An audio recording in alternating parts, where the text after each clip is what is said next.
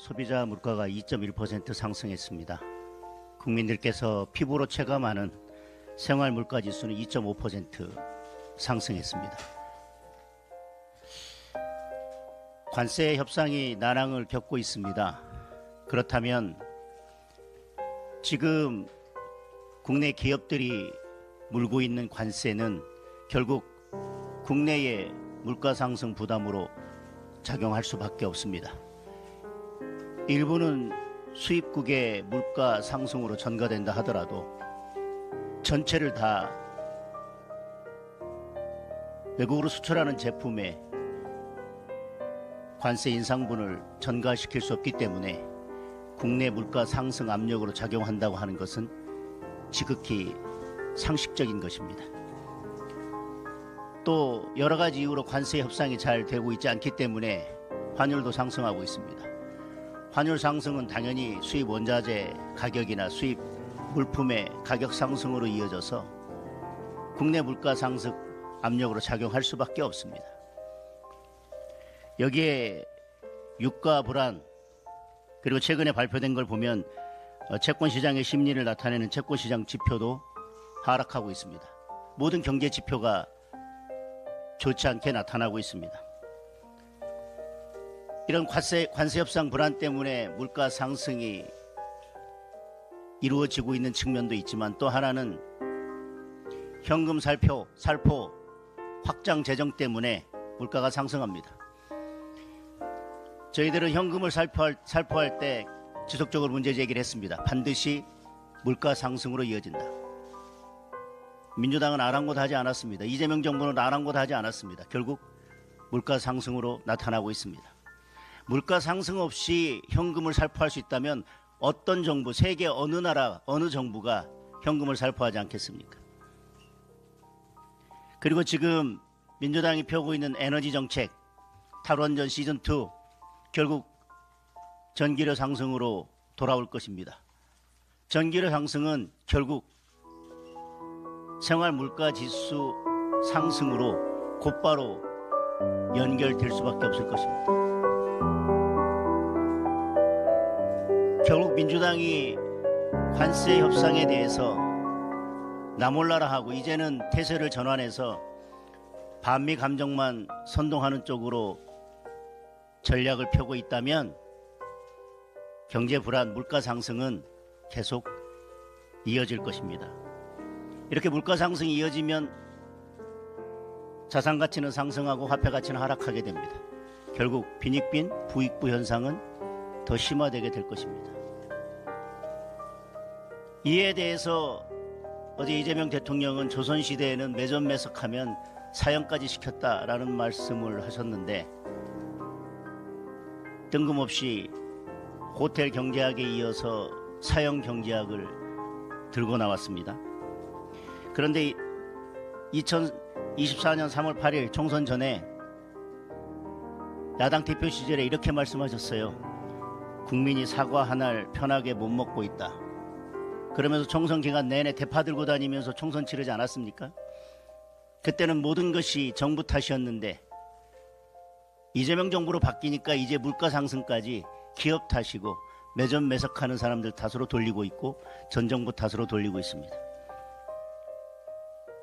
매점 매석이 이루어지고 있는지도 잘 모르겠지만 매점 매석은 공급에 탄력성이 없기 때문에 매점 매석이 일어날 수밖에 없는 겁니다.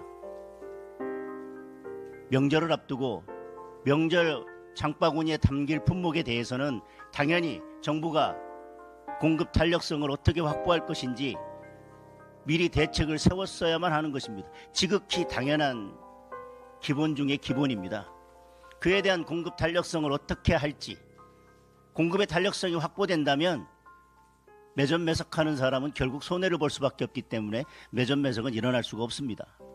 누가 보더라도 공급이 원활하지 않을 것 같은 품목에 매점 매석이 일어날 수밖에 없는 겁니다. 그래 놓고 마치 모든 것을 전 정부와 기업 탓에 돌리면서 지금 그렇지 않아도 기업들은 중대재해처벌법 엄격 적용, 상법, 요란봉투법 질식하기 직전입니다. 그런데 정부가 제대로 대책을 세우지 않고 물가 상승마저도 이제 모두 기업 탓으로 돌리고 있습니다.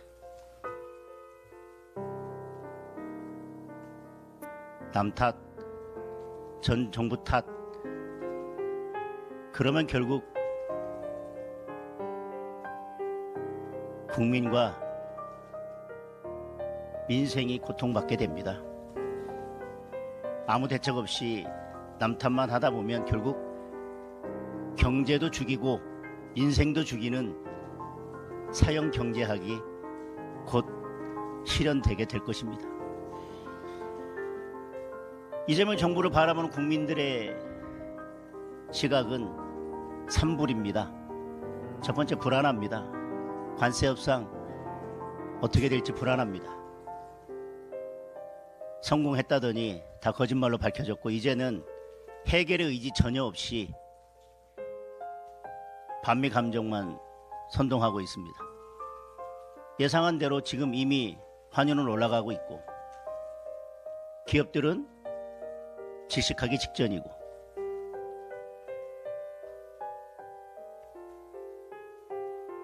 안보는 어떻습니까? 북한의 핵 보유 인정하면서 두 국가 간에 동조하고 통일부 장관이라는 사람은 북한이 미국 본토를 타격할 수 있는 3대국 중에 하나다. 이런 발언을 하면서 갑자기 전작권 환수까지 들고 나왔는데 지금 대한민국이 어디로 가고 있습니까? 북한이 원하는 대로 미군 철수까지 갈 것입니까?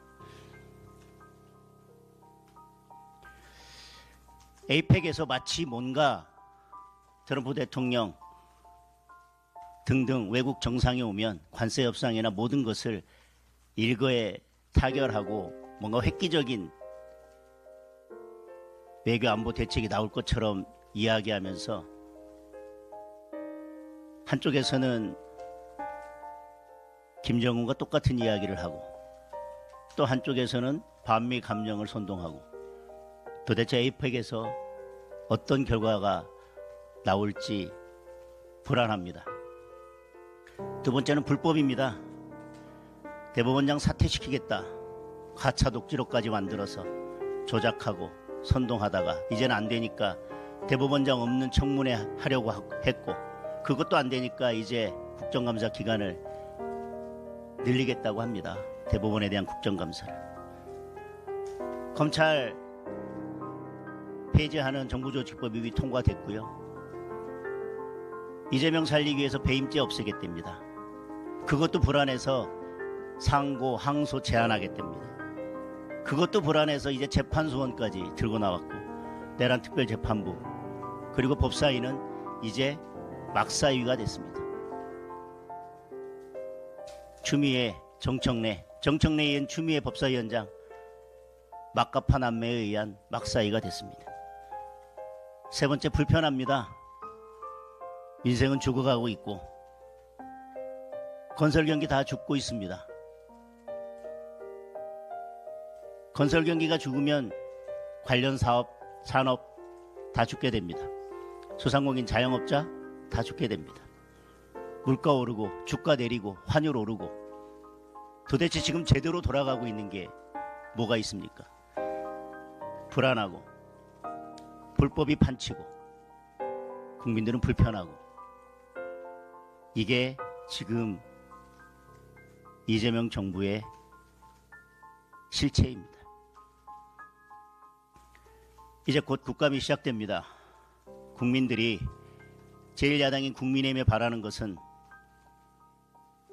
정부와 여당을 제대로 견제하고 거기에서 더 나아가 우리가 보다 유능한 정책 대안을 제시할 수 있는 정책정당, 민생정당으로 나아가라는 것일 것입니다.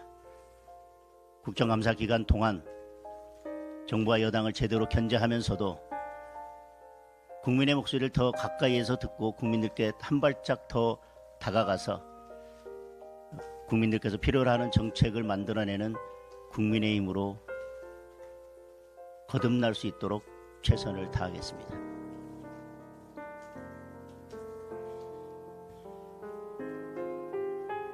질문 있으면